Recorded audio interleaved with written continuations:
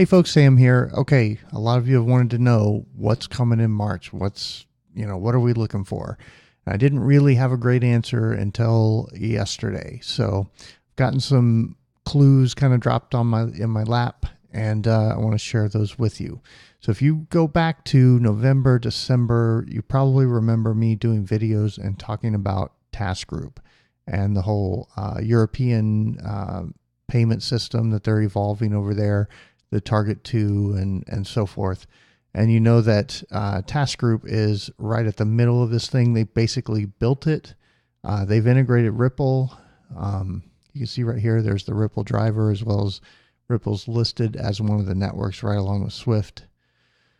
So Ripple's clearly, it's in there, but it wasn't getting used because this thing went live and we didn't see any additional volume on RippleNet or on, utilizing XRP. So everybody thought, oh no, it doesn't have anything to do with it. Sam was wrong, on and on. Okay. Well, part of this is the Payment Service Directive, PSD2, and there is some news on that. So PSD2, the RTS deadline is closer than banks think. Let's work backwards. Most banks know that the final deadline to comply with PSD2's regulatory technical standards is the 14th of September 2019, which is about 7 months away.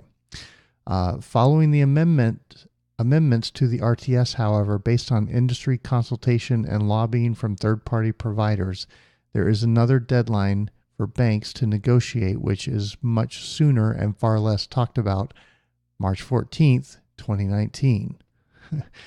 How many accounts? We've had one account. I think Bearable Guy was saying that it was starting March 1st, so today. Haven't really seen anything volume-wise, but we don't know what's going on behind the scenes. Another one said 5 days, I think yesterday, so maybe the 4th or 5th, we might see things start to ramp up. We had another one, if you remember, point to the Ides of March. I think I covered that in the last video.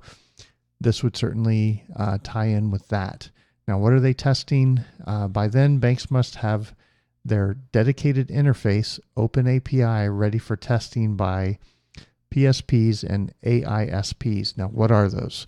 First off, the API, if you've been watching me, Ripple's platform has open APIs so that it can interface with other systems, exchange data.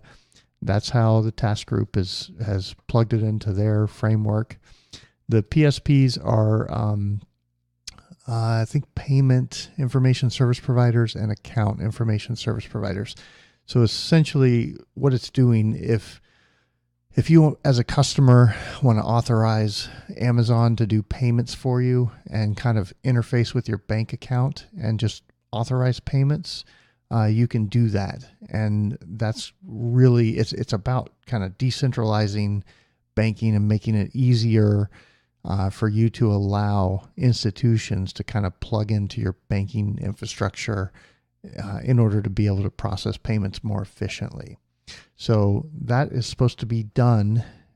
The APIs are supposed to be in place and open for testing by these institutions on March 14th. So very well could be what all of these guys on Twitter are kind of hinting at and pointing us to. There's also, just related to the EU in general, I'll put the link in the description to the video, but there are all kinds of other testings. Another one here, I believe this is saying March 15th of this year. The EBA, European Banking Authority, has priorities for 2018, 2019, and they go into all kinds of different securities financing, stress testing, shadow banking, securitizations, all kinds of stuff in there. Okay. Also, the U.S. Federal Reserve Board released their scenarios for 2019 stress test exercises on February 5th. And these are for large banks over $100 billion in consolidated assets. They're required to submit the results of their stress test to the Federal Reserve by April 5th. Now, they just released them last month.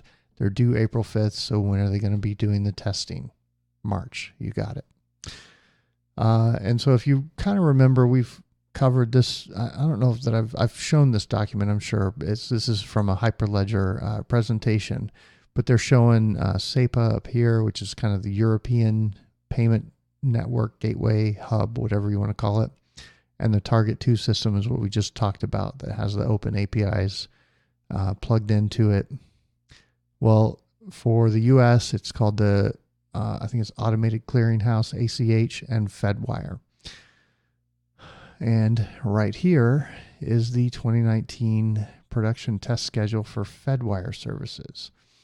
And they have something, now I don't know what these mean. If you know, and you can comment in the description or tweet to me on Twitter, tag me in Twitter, that would be great. I don't know what their contingency testing curtails or contains, or what it's about, versus no DI testing versus regular customer testing. But they're scheduled to start that on 3/7, so just in a few days. And they've got the rest of the schedule out here. So I think what March is going to be about, if you look at all these things, and again, I'll link these all in the video description, is all of these payment networks that they've been building and kind of getting ready are not going to go live, but they're going to start live tests.